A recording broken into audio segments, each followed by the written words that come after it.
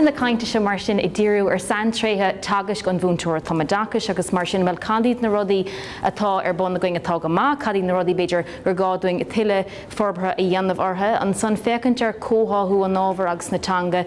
Buzzword de cinál éigent atá is dochas san airnáil fé láthair, go banúsach be méid caint an sa fé clil, FCF tagas gábhar bhunaithe agus an sort cin caption ar fad agus conas é sin dar nó a chur a bhaim seo maranga. Be me ag géirí cúpla, well, the DNA an san bhreal marag bud sin de ingan nó ach níd me leis céil, technící tagas agus dea-chleachtas ábhar a rang bhunaithe. So be se seo gascart ó cuidmhá mhórdas na samplaí bhí déanta ag na mhúinteora bhí páirteach sa taigde PhD agus san beidir brathir chuirsaí ama beag cúpa nómat goin chun fécinint ar an gosán amach roing. Mar luigh mé tá an cainte a bheag ná bhór dhírigh nó bunaithe an taigde PhD a dtír críochnagam.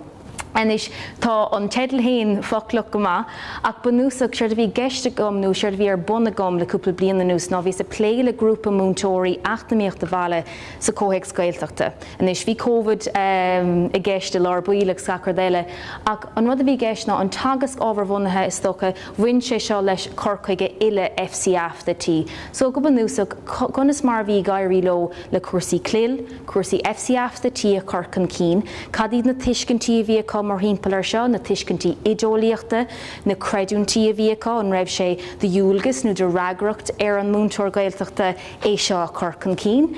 Agus an san cadíd na cleachtas, cadíd na technící tagas go bhí ar bunacha agus tógann ar méid sin. So bhí is dochas sa cúlar an san lo ar fad bliana ag iarraí an cleachtas seo a corcan cín. Agus beidir las modas na cúisina pásanta agus beidir garamúla bhí gom héin maidir leis an ábhar seo mar bhúinteora Gaeilge agus 8 bhile le spéisiúr leis a comhthéacs Gaeltachta. Tá le tuiscintanéis agus tá sé seo teach an cín is docha go mór sa litríocht le cúpla bliana nús ach go háirithe. Is docha tá cloisteáin ar fad féin gcuincab seo Gaeling nó Gaeilge lífa lofa. Agus go bhfuil na micléin nó na daltaí sa córas Tumoideachais go bhfuil siad brean ann bheith cumarsáid ach bíon deacreachtaí a chu nó dúchlánacha leis an grinnis agus an sebhra seo a thuirt leo. Mar sin deirtarling sa litríocht nach sealmhítar an Gaeling go crín mar thora ar álam an ábhar ach a dúil trí bhean na Gaeilge. Mar hampla ní lór dír go bheith múna trí bhean na Gaeilge le cinú gomach na daltaí in an teanga a thuirt leo. So más mhúinteoirí ólaíochta sibh ní hálíonn sé seo ar bhain as mó. Ní rud céasta é, it's not a passive thing, tá gá le gníomhú an seo. Comála sin agus méid tógann an réasúníochta tá feice agus le feiscin sa litríocht fé láthair, chun go nairóg le chlár Tumoideachais a naimine ináil nó maidir le daltaí dá hangacha a láthair ag deireadh an córas scolaíochta ní mór nó caithfar stadéir a dhéanamh ar an teanga agus ar an ábhar.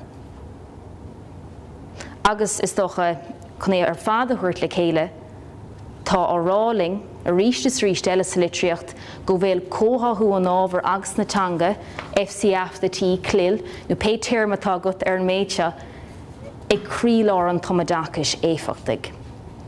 Agus mar faointe sa bhreis, tá sé lúta mar chuid an folasí den Dachas Gaeltachta go meach gach mhúinteoir feasach ar principal agus ar cleachtas FCF. Inis mar bhí árán níos tuisce ag míthá leis, tuiscing ar fad go bhfuil an policy den Dachas lán-Ghaeilge las mod an Gaeltacht ag take go luath, níl míad umlán cinnte fé cad go dtír go bheith sa policy sin go fólín ach tá anna handsaun agus níl mac ará seo stocha mé héin go me gan chuid cosúlachtaí idir an dá policy. Mar sin má há sé seo cólárnach sa policy den Dachas Gaeltachta, tá míad is sú leis go meid bé méigint ar an FCF sa policy den Dachas lán-Ghaeilge las mod an Gaeltacht.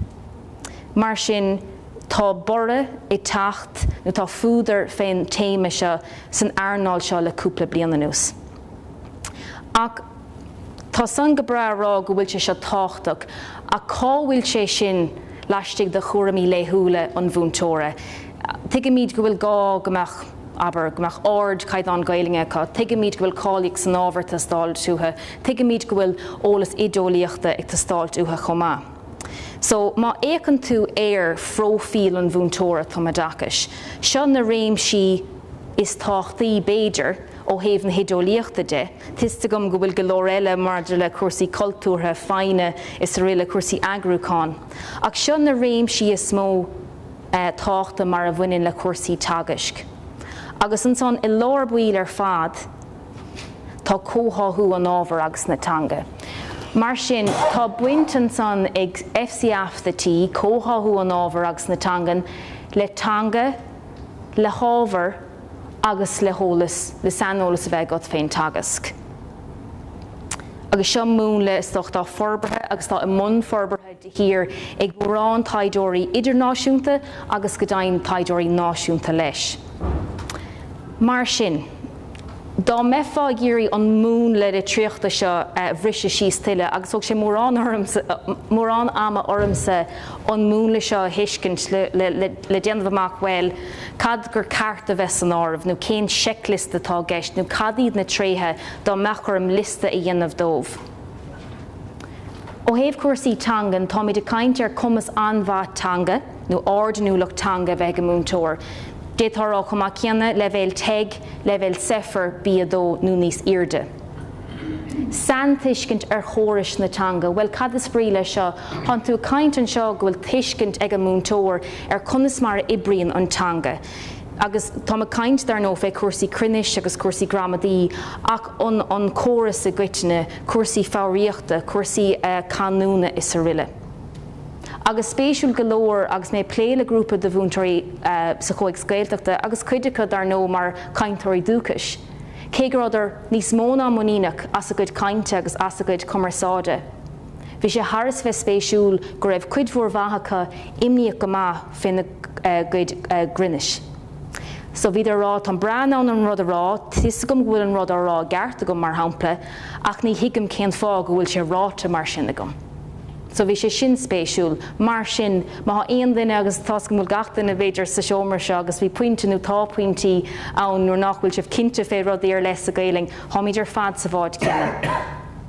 An son má bhagan tú I dro an ábhar an son, I leor buail tá téirmíocht an ábhar, go mbeadh san téirmíocht an ábhar ag go mhúinteoir. Má lean tú ort an son máisteacht ar an ábhar aghaidh mar sin go bhfuil céim sa got sa Gaeilge, so tá céim a got sa stair, tá céim a got sa tíreolalas. Idir sin agus tagas tá strátéisí tagas ábhar bhunaithe, sa cá seo tá a caint fé mar hampla más múnteoir practicúil tú. Tá strátéisí nó technicí nó mó na múnta ar le díart leis an ábhar sin a bhúna. Tagas gan son, tá muid caint féin rud I gcuiteanna, ceistúcháin, pleanáil, míniúcháin, banistíocht range. Ach an son, idir tagas agus teanga tá múnan na Gaeilge agat, conas an Gaeilge leis féin a bhúna. Ach a leor buail ar fad, an rud atá ag crí leor an Tumoideachais éifeacht ag ná cótháthú an ábhar agus na teanga, nó go banúsach, an teanga a bhúna, nó an teanga cothú, nó an teanga a heimhrú I gás na Gaeltachta, I ggóthéacs an ábhar aghaidh. Go núsáideann tú an teanga atá sainiúil don eachtaíocht bhaile mar hampla, don stair, don ceol, don corpadachas, agus go núsáideann tú é sin mar bhunús leis an teanga a chorcan cín. Nis, chorn sé marúil orm sa bheith fécant ar mún le eileagus na circiil ar fad, ní ras ríomhrómhaithe go matematic an nis, so le né bhrisise síos dom héin, níos nó na rud a bheith eile is málam sa boscaí agus rudaí deasnaíochta síplí. Seo na checklist a détarrá, checklist inniúlachta don bhúinteoir Tumoideachais, go hidéalach. Anis mar leabhar Mícheál Essling níos túisce tá dúshlán roing, thuige míid go bhfuil míid ar fad ag déanamh ar níhil, thuige míid go bhfuil rudaí gur gáúinge ausú go páirsanna ar bhhunscola is sa riile. Ach I hidéalach dá mechan pacáiste in omlána a gcuing ar fad, seo a bheith sa fócaing. Ord comas teanga, san tuiscint ar chórais agus ar struchtúr na Gaeilge. San téirmíocht an ábhar aghaidh, máisteacht ar an ábhar aghaidh héin, nó mar dearmórntal am héin a bheith céim chun tosaigh go bháin ar na daltaí beidir. Strátéisí tagas sunrucht an tagas cuitin, banistíoch range, intní fáilme a gréachta, rang practicúil a chur túil go sábháilte mar hampla. Strátéisí tagas sanúil den ábhar acadúil. Strátéisí tagas mar le múna na Gaeilge. Conas mar a bhúnan tú teanga. Ach an son a ríist, tagam haar náiscuig a ríist is ríist eile an lad seo a lár-bhuiil. An lad ag crí lár an Tumoideachais éificht ag ná, bánólis nó tuiscint nó máisteacht nó choramach a bheith agat an ggóthú ábhar agus teanga. Mar sin. Deirtarling sa litríocht agus tóga mé seo is docha an litríocht agus an taithí gumsa leis an grúpa mhúinteoirí bhí ag pléilem. Bhí náird cumas teanga, bíonn sin ina rúchláin go minic tisagang ar fad, bhfuil deacrachtaí ann mhúinteoirí ábhar arcú agus a cumad go dain, mar a bhaineann le háird cumas teanga bheitá, go bhfuil an cáilíoch san ábhar acu a cá siad ag stracailt leis an teanga. Má há siad ag stracailt leis an teanga agus a bheith cumarsáid go thomláin trí bhean na Gaeilge, tá is seans maithan san nach méid san tuiscint acu ar córais agus ar struchtúir na Gaeilge, inis thom ará seo ar bhean thras bheith generálta inis. Má há deacrachtaí acu leis an teanga hiiscinnteach san tlín in ibríonn an teanga héin agus an Gaeilge agus an tlín bhfuil se leagtha amach.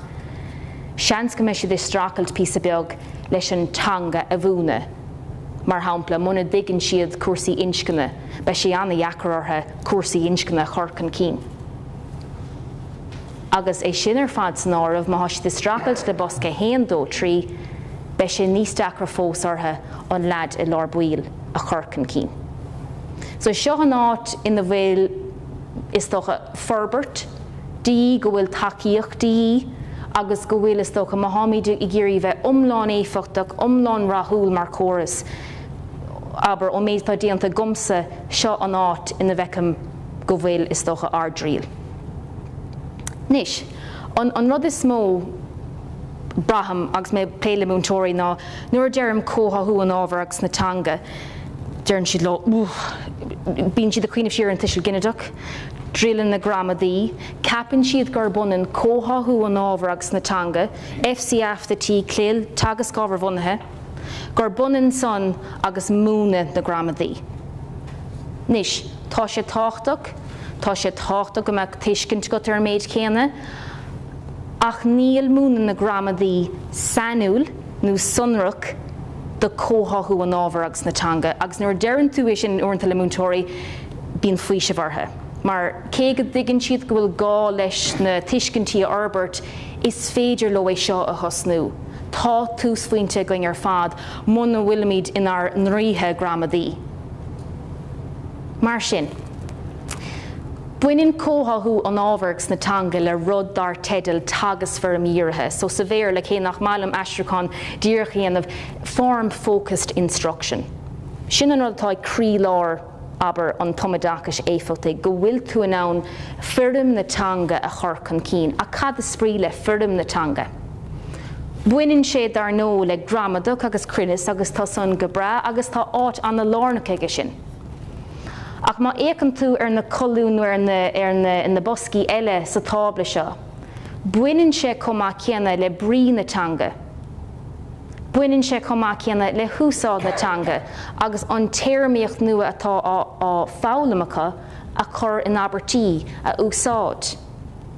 Buineann sé le fúmnú nó fáiríocht na teanga, nuair a bhúnann tú santéirmí nua dómh, an é go mbíonn tú dhírigh is doch é díriú ar bhrí, an dugann tú an deistas na daltaí an téirme nua seo a rá ó amach os ard, a chur an Abert, nó bhfuil tú ró dhírthe ar an tuiscint tácha ar an ábhar.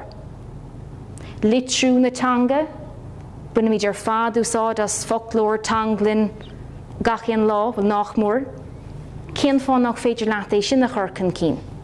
Agus an son agus é seo beidir thras bheith sanúil don comhthéacs Gaeltachta, cuasaí canúna, agus an canúnta chorcan cín, agus an severas áitiúil nó an severas legánta a chorcan cín leis. Now, nuair thosaíos amach Thug sé mór ama orm tabla mar seo dhéanamh amach mar dheonnar higas gnéithe pragma hangóíochta bhí thug sé cúpla lá orm é rá an seachtar é hiiscint. Ach bhí sa rá níg san, OK, conas mar is féidirlumm cuidas na baboscaí seo a chur san áireamh sa corcaige tagasc. Nis tá míid chun díreú inis ar cúpla sampla le tús a chur leis an ábhar seo. Ní leor díreach na rudaí a bheith á a spáint gom níos, ach díreach is tócha maith sibh fiosrach fé an ábhar seo agus fécant bhfuil cén sort cuma atá ar seo sa comhthéacs ranga. Tá si go breabh caint féin litríocht agus fé tuairscálacha agus tograí ach is tócha mar mhúinteoirí hamid thras a bheith practicúil. Conas gur féadlumm é seo chur chun cín madan dé lún madan dé mát.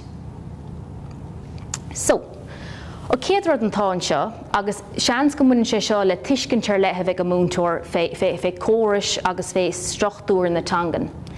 Go meáin an intaní fálamh teanga a rán-inniúlachtaí ceachta, sráidthe ceachtainna, éad fálamh nó téimí ar le. So seo rud thógus cúpla intin fálamh ansa ó nachmíad bhaile, ó éad fálamh ar le, agus choras ceann sa bhreis leis. Choras intin fálamh breise leis an ábhar aghaidh. So, mar hampla, dá me fág tuairt féin achmíad bhaile is scoil lán-Ghaeilge, Gaeltachta, éad nó scoil Gaeltachta. Agus tú díreú ar na cothaigh ar fad, prótín, carbohydráidí agus méid ar fad. Bheadh ról na gothach san aiste bí a bhíú, bheadh san go breá, buin sé sin le hábhar, breach cúnta sa thuairt ar ionsaí ga cothaigh, tá san go breags, tá sé sin ar fáildom sa téacs leabhar. Ach an féidir leat intin fálamh teanga a gréachta nó a cuma a hacóg le hábhar na cabbada lei sin nó an éanad san. Nis, béidir bhfuil sé sin písín deachar agus tú tasnú amach, ach bhulthing é seo a dhéanamh mar rainn ábhar leis. So intaní fálamh teanga, sin smaoinemh amháin. An san tá golóir agus is socha mhúinteora aondan sa thug féin éméid san isteachas lán-Ghaeilge agus Gaeltachta roimh seo, tá beidir chur amach agaibh ar cuidas na náhan na tíirmí seo a bhíoch úsáide going. Cúne cruinis, tobar teanga, terman teanga sa riile. Tá mí dean na bhanis le spás na fisiciúla crothú de rudaí ar lethir a gláirbáin. An dáta, intaní fálamh, obair bhaile, téirmíocht nó péad é. A cad fé áit fisiciúil nó spás feicálaach a chrothú ar an gláirbáin mar a bhaineann le cuasaí teanga a chorcan cín. Agus nuair dearmid cuasaí teangan tá me caint fé rudaí las má de hain téirmíocht an ábhar. Mar caimid a bheith cuaramach uaireanta nach bhfuil míid ródhíorithe ar bhrí. Sampla eile, an terman teanga le go amach faoise bheith na daltaí agus beidir uaireanta faoise bheith go mhúinteora. Ardíarú ar bhotún chatíanta ón obair bhaile mar hampla. An féidir leat agus dar nó tú míid ar fad eisiolalas agus tá míid ar fad go maithaige sin, a cad fé puint nó go a dhéanamh ó thaobh na teanga de. Mar hampla, seo rud a bhí take chun tosaigh san obair bhí ar-bhunleibhéil leis na mhúinteoirí mar chud den taigde PhD, uair amháin bhí drathar agus drafuair litrithe acu, aber sa tlíon amach sé ráte acu. Agus i gás eile bhí eáin airigud scríte acu, agus dúsáid an mhúinteoir na botún sin mar bhunús don phlé ar an teanga. Anis, níor thóg sé ach gá nómat. Ní héigiú is an bhuairt a bhín ar bhúinteoirí uaireanta ná go bhfuil an rud seo chun am a gcuid ón ábhar aghaidh. Agus mín fartíos ar gcuoine bhfuil má thugam fé rialacha a gramadaí, ní bheith na mhúinteoirí, ní bheith na tuismitheoirí sásta, ní bheith na daltaí sásta, ach ní gádart tuach an nómat a caitheamh ar an tuisiil gineadach le bheith éifeachtach leis an méid seo. Tá tú caint fé rudaí beag a bídeacha an sos an súd leis an grinnis agus leis an sebhras a chorcan cín. Ceann eile bhí take an cín sa taigde se ná bhí sé tucha féinara ag na mhúinteoirí agus iad ag dridan me dro na scrúdathe. Agus bhí na stolam go raibh na breig scrúdathe ar bunachaig an nám seo. An tlí na raibh na ceistin na chorthas na pápéir. Ag brathir an bápéir bheith slí, bheith bailach nó bheith chuí scríte. Nis, brathir an ganúnt mas rud ag bhfuil canúint na múna agat bheith slí agat, mas rud ag bhfuil canúint chunamara agat seans go mbeadh bealach nó cuí agat, agus rud a chur marúil ar na daltaí, ach rud nóir aithin na mhúinteoirí go dtí gur tháineadar le céile in é seo phlé. So rís an mhúinteora buna go an sá, ní gá amach sé sanúil de chóirsaí gramadí. Ní gá amach sé sanúil don tuisiil ginneadach don dos na díchleantaí don bhócanílach. Is féidir le tuiscintí agus feasach teanga úsáid leis an teanga chorcan cín. Se ceann eile agus sin contíos a go maith go háirithe sa céad bhliain feadh cuasaí teirmíochta go mbíonn lista mór mílteach de héirmí nua le sealamhú go dainn ag scoláirí na céad bhliaine. Ach seachas b'éidir na téirmí a crocha sa seomar-ranga rud atá anna bhamar húsfuointe, cad fé líonraí semantacha a chur san áireamh, mar shampla go léiríonn tú an téirme ag ggóthéacs atá ábhartha don seomar-ranga. Mar shampla idis, cábhfuil an tidis, cumad na hidis, well beceart san iltáin a bheachan san, leanagaí mó an idis, féach ar an idis a ríist, agus rí seo rudí bhí deartha ag na mhúinteoirí, ag iarraíonn rud atá ar bunacha hena héin a orbert nó a leathanú tuile. PowerPoint a bhí ceantas na mhúinteoirí. Agus seo aber cína bhíon beidir réamhheartha ag cuidas na comhtháitaí agus tá míid úntaach go dó sásta go bhfuil le héad ar fáil doing inis. A chur a gás más rud ag bhfuil tú híos a gcurcha gaoine agus tá rud mar seo ar an scáileán agat cineálacha agus faointí carbohidrátaí. Well, seans nach meach cineálacha i deanga na náltaí. Beidir go mbeadh sé cloisteacha ach seans go mbeadh saisna a chu seachas cineálacha a neamh an son ach tám chun aráglail sin an son de aon gnóinmh. Cén chanúint le na muine na focail seo, so a ríist nótaí beaga teanga a scapa nó a chur san áireamh sna haicmhaí ar fad, rud nach muinen i gcónaí le rialacha gramadaí. Nis cuasaí amamid áráis tá. Leabhar an teirmíochta bhí déanta ag scáil eile, bhí sé seo déanta mar ráin ábharacha. Agus annach cosú leis an smaoinemh a taobh hir den leabhar an teirmí ag cag. Ach an rud a dhéanaidir ná handar le céile mar ráin dhéanaidir leabhar an teirmíochta de lucht na céad bhliaine a gréachta, ach an rud a dhéanaidir agus múinteoireáin ag plé leis an grúpa gomsa ná dúirt sé féach. An nús ar na míúcháin, chur me nótaí teanga nó chur me scaflá leis le cintiúin son gur féidir leis na daltaí an teanga úsáid go crín. Mar shampla má éicmid go hantápaigh ar an gceann ag a bun, ach chorú nó áhéisiú. Chun é úsáid a ríist ar bhealach nó ar chlí eile, cílíonn agus rud a dhéanamh a ríist. So go muineann sé sin le brí, le tuiscint, le húsáid. Agus mar luigh mé, sé seo annachasú leis an gcuincap atá Tionól Forbartha cag. Nis an taonrad go ndeirigh mé fé seo agus sé go míid úntaach sásta go bhfuil le héad ann agus dúir mar hiigim há sé Tionól Forbartha go fólín begus doch na listaí ag méadú rud atá go húntaach. Ní mi sin is a bhí pléile seo néachar ach bhí mhúinteora ag pléile seo den nacht méocht bhaile. Agus cíigh sibh agus tá an leabhar an seo ar fáil sé an aisce mar PDF ar thaobh cag go bhfuil nótaí crinnis churas san áireamh mar chuid den nacht méocht bhaile sa leabhar an céanna. Ní fistam go bhfuil na nótaí céanna churas san áireamh sna hábhar eile go fólín ach le cúnamh dé be sé sinna teach an cín. Ach is tócha is fiú má éiceantúir seo, méidir féacantéir hairmíocht an ábhar a halamhú, ar bhrí na teirmíochta a bheith going, seachas a bheith tuairt aistriúcháin dhíricha dus na focail céanna, go bhfuil bailach nó slí, annaheas, siimplí, déanta an sa nó is tócha foclaíocht thars bheith siimplí leacha síos leis an téirme casta nua seo a bhíú. Okay. Rudí eile gur féidling ar fád a dhéanamh má haid fós písa beag nílim cinnte fé seo nadidir mechan Dhuinnín agam.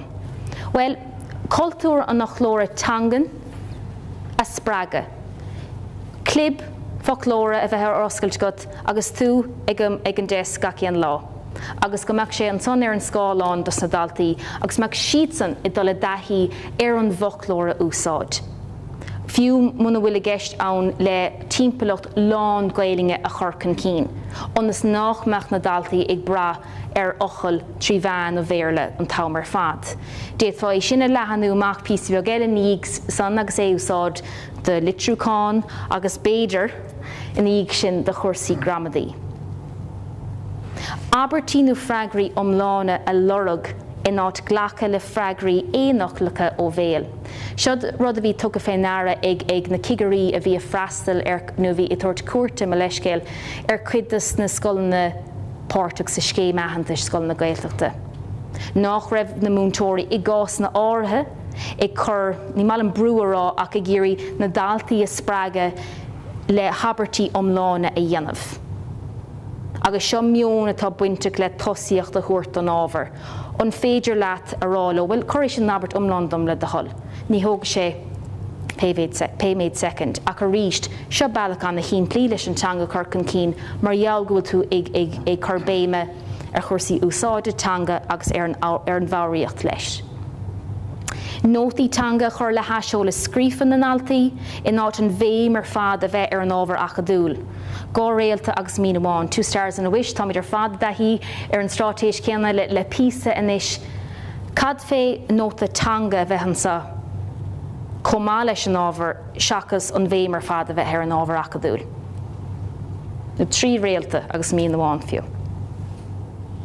Agus árá agus áris a dhéanamh ar an téirmíocht nua ó bhéal agus é a chur an abert. Mar hampla, má hang tú trasna ar hairmí lista de hairmí nua sa céad bhliain. Iar na daltaí an focail a rá I de dhíig. Tá iar-bhuncaí going inis tá iontach má le cuasaí fáiríochta corcan cín, a ríist áis eile de galtaí den obair éon riartha.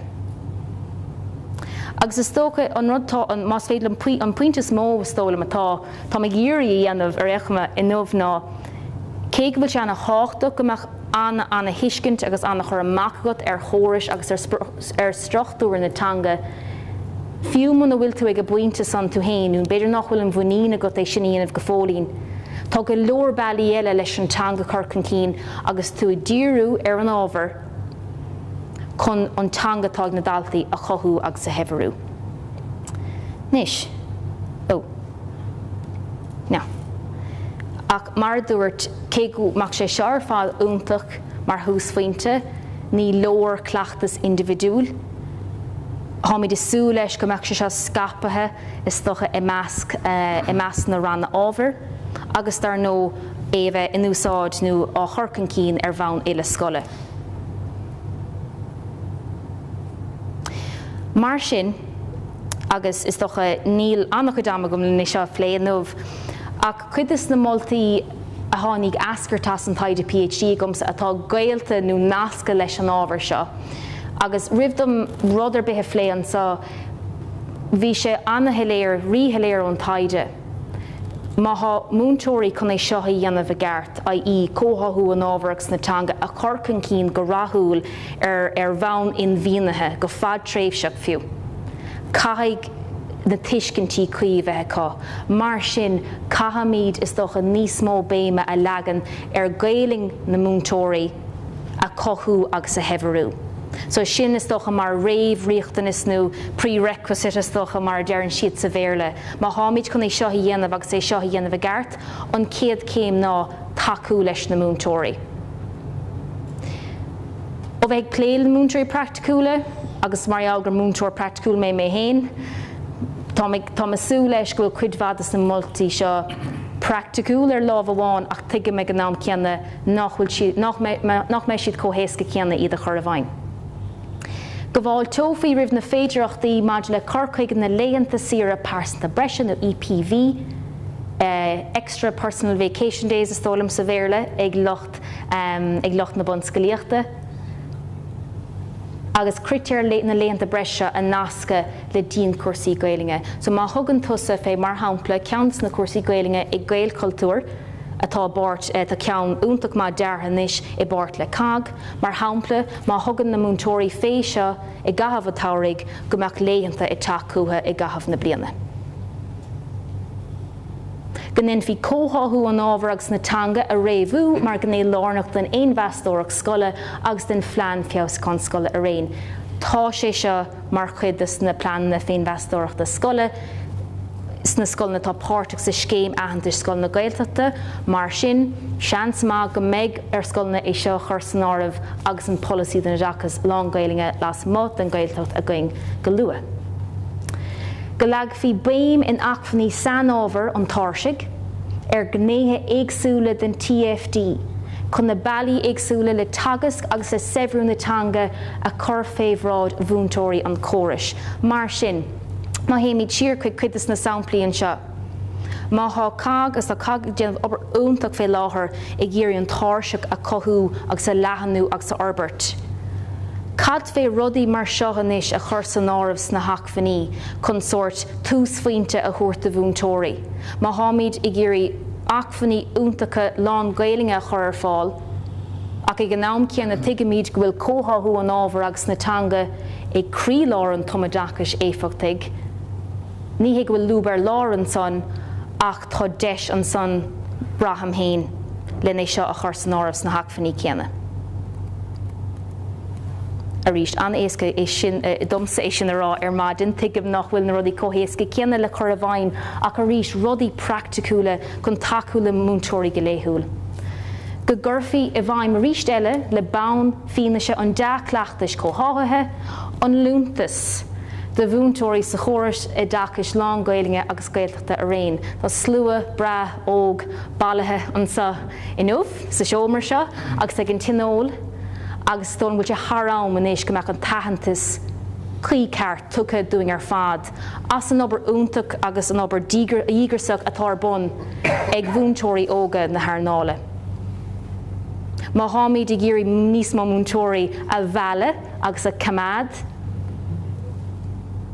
caihamid ar a thuirtómh. Brahamid. Agus an pointe dearnach an son, go dúirfaí isteach lúntas cáilíocht de iar-céime an athúir atá nasca le chlár han capathe don cóhthéacs tíhéin go sunrach. Mar sin, toscah a ríist an dramóg má há cáilíochtaí breise beidir a gut, nach mín an taitheantas céanna a gut. Ó thaobh cuasaí airgide agus an lúnta seo bheith feachta. Ach, tuigeamid go bhfuil go leor chlár agus go leor cuasaí eile i teacht ar an bhód de mhúinteoirí. Dar nó tá an MGO sa Gaillimh sa Leis ach tá a cainte fé mhúinteoirí atá cáilethe agus iad a gcéirí bar feabhse bhaint amach. So mar hampla, má thugann mhúinteoirí cáilethe chur a gás, féin imid, féin tastas iar-céime, féin títeag láisbhar an smáil, fé dhíon cuasa cag nó plugan seo am héin an Gaeilge garamúla gomsa in Ollscoil Luimnigh. Má bhaintear amach na chlár nó má éirí nó critear na glár seo bhaint amach go ráthúil. Cén fáin nach féidirling lúntas a chur leis an méid céanna, leis an bhurbart agus leis an dea-chleachtas a churcan cín. Tás go múl sé bhar fada fannacht ar na tagartí litríochta agus ní rud a bit eile uamhacht na tagartí litríochta. Agus de mar hic an beag na sleán an seo roinnte ar an sibs má aon na géirí dul siar agus túsa chuir leis dea-chleachtas níos maidin dé luúin agus pictúr chuir Twitter agus seát chorm bheith úntaachsásta leis méid ceanna agus tá má heola riomhhuiist an san leis a chuirde má aon duine fistruach féin ábhar má aon duine géirí leabhartlumm go nebhar múl fiú féinráid seo bheith úntaachsásta leabhartla duine ar bith ní mar águr haon sanolaí mé ach an nuad ach bheith níos mó ná sásta takeú le daoine go fadas gur féidir do. So mar sin múna bhfuil éon ceist eile? Sarah bháinam just buíogas a gábhar sin tá deantagat luaitinn sin maidir le cuasaí practical is nach roisagat an Russia seo chuirtú annachhuid legend sin a mhúinteoirí ábhar maidir le bailí siimplí leis an Gaeilge agus service na Gaeilge beidir a hahainte seach sa gan ábhar agus sin rud nachtaigh an mhúinteoirí beidir go minic nó nachtaigh an daoine nach bhfuil báseach le Gaeilgeachas ní bháin bhfuil your mhúinteoirí ábhar ag an caiith siad sin go pointe. Tá bhfuil go bhhad níos má ar ná mar caiith siad sin feasacht ar an Gaeilge cumach is fáibe sin. Caim mé rang mar phríomhaide hahan de foiinte go mórlam maidir le lúntas ardú mar ana an deachrat aganne agus tá breanú síos ar phríomhaidí eile a go háiríos a chahart ana an deachrat ag an mhúinteora bhela. Deachrat duine a bhela isteach sa bhúnteach sa chéaddal síos, duine le Gaeilge a fáganní fiile aganne agus níos meas go fáil na duine céine sin a chuine.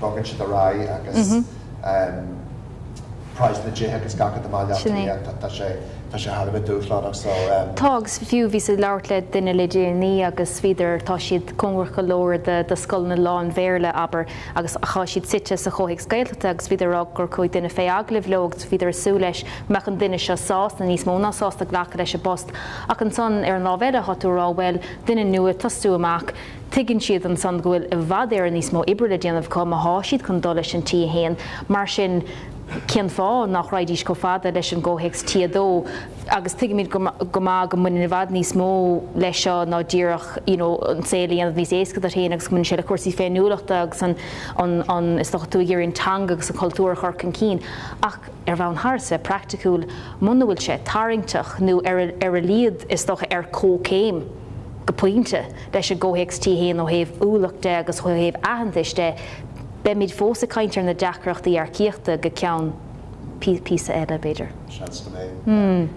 Agus I mean Luimnigh cumán rudí maidir le beidir deis na CPD atá na bonbhúinteora. JP beidir is níos practical avant as na uaireanta Park an Crocaí.